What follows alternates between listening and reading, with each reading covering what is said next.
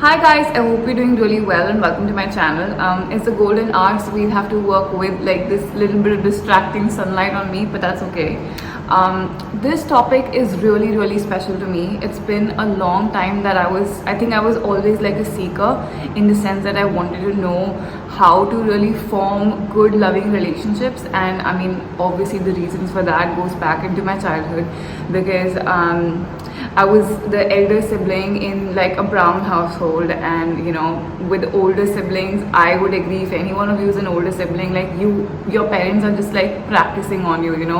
They haven't, and hamare, like during our parents' time, there was no like inner work and stuff like that. So like we really got the shit end of the stick. I don't know if I'm allowed to say that on YouTube, but like, yeah, I'm saying it anyway.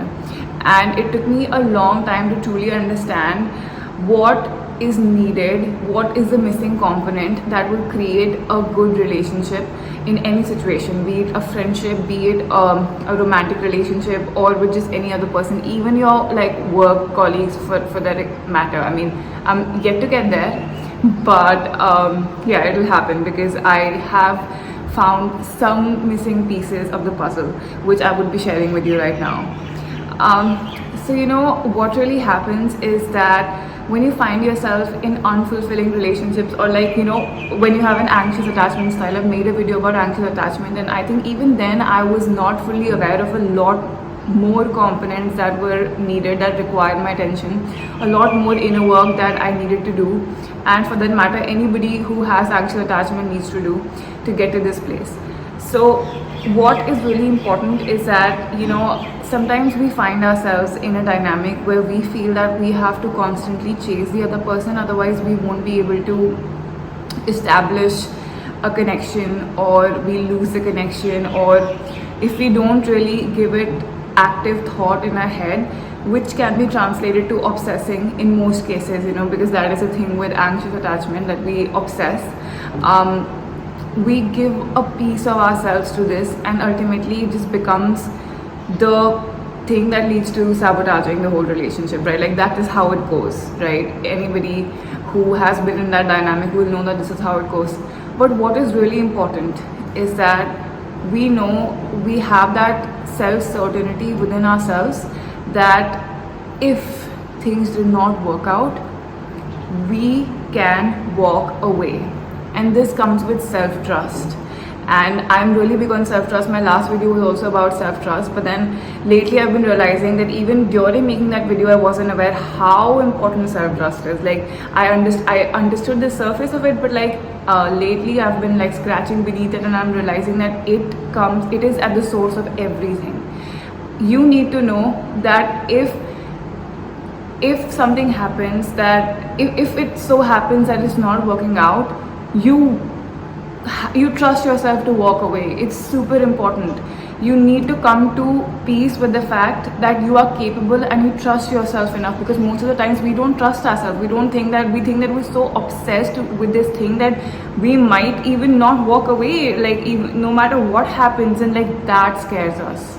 Ultimately, the disappointment that we will cause to our own selves because of our own shortcomings, of not having our own back, is what scares us at the end of the day. It's not that person. I mean, that person is usually just a projection of our fantasy, or what we thought about them, and like what we constantly like project onto them, the fantasy. Because if we are so consumed with these obsessive thoughts about like making them stay and making sure that we're like irreplaceable to them, if we are constantly stuck in those thoughts, we are ultimately not even connecting with them, because we're not connecting with ourselves, right? We are in a state of lack of trust within ourselves, lack of certainty, fear is literally the worst vibration out there. I mean, it's not the worst, I mean shame is the worst, but fear causes what we fear to happen. Like it just attracts it. So like, yeah, I mean, why would we want to be in that vibration? But yeah, like when you have anxious attachment, you're basically very fearful, and so you end up in situations where what you fear ends up happening. So the point is that you need to know your own worth. I know that you read it all the time on like social media, posts like if you can't love yourself, you can't love somebody else, and stuff like that. And I also read that, and Then I also read these posts like, oh no, wait, like that's not how it works. Like even if you don't love yourself, you are still worthy of love. Sure, you are worthy of love. Everybody is inherently worthy of love. But if you don't love yourself, the reasons that make you unlovable is not that you are just not worthy because you don't love yourself. It is the behaviors that come out of not feeling worthy. Like you will not have control over your emotions. You won't be able to handle yourself the right way. Like if something happens, you will seek to extract reassurance from the other person. And of course sometimes reassurance is amazing and it's really necessary. Like if somebody just says that they won't give any reassurance, like that person is like weird and unhealthy. But the point is that you have to reach a point. Sometimes you need to know that you deserve the reassurance. Like you have to have like hak se mangna chahiye reassurance, right? Like you need to know ki reassurance is something you need, and if you don't get it, you will walk away. When you reach that level of certainty because you're so sure of yourself within, that's when, even when you're insecure, you deserve love. Like you can have love because you know that if you don't get this, if you are feeling uncertain about something that the other person is giving you and you are sure about your feelings, you're sure that yeah, I'm not cool with that, and then you go and speak to them and then they're like yeah, they don't give you reassurance, and you're like yeah, like screw you, like I deserve it and I'm not going to be in a relationship when I'm constantly feeling over the edge or I'm not sure if the other person is just not willing to give me reassurance. You will walk away because you have that certainty within you that you have a handle, you have control on your own emotions.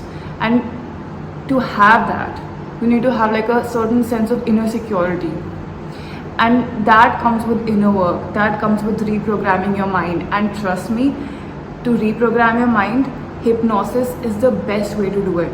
I've done it the last couple of months. I've only done hypnosis. I've not done anything else. I've not done like those like very complicated techniques of like writing stuff down and all of that. Like I just stuck to hypnosis. It seemed to work for me and it worked really, really well for me. And honestly, when you do that work, you reach like a little higher in consciousness and you're able to see so much. When you're insecure and when you don't like trust yourself or love yourself, or you're not like secure from within, you kind of have very limited perspective. Maybe the other person is actually horrible to you, but you will just second guess yourself. You should be more afraid of that. You should be more afraid of that. Like the fact that you're second guessing yourself and the other person's actually treating you horribly and you're like, no, maybe there's something wrong with me, maybe I need to work on myself. That, my friend, is the most disempowered state to be in.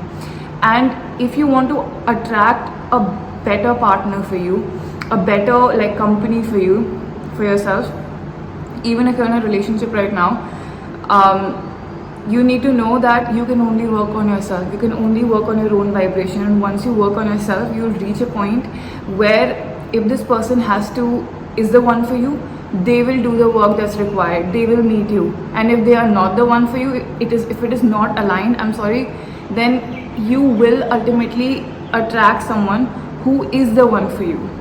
That is inevitable. That is just law. It is going to happen. So even if you feel that, oh, you're in a toxic relationship right now and you don't feel like you have the courage to break up with the person, even when deep down you know it's making you miserable, just forget about the other person. Use this as an opportunity to work on your insecurities, and once you worked on it, you reach a point you can let this person go like this. Like it's not, what are we mostly afraid of? We're afraid of the pain of the breakup, right? There will be no pain because you will know that you will have an abundant mindset, and everything works out like that. Everything works out. Like the things that you're afraid of will not even happen. Yeah, that was the video for today.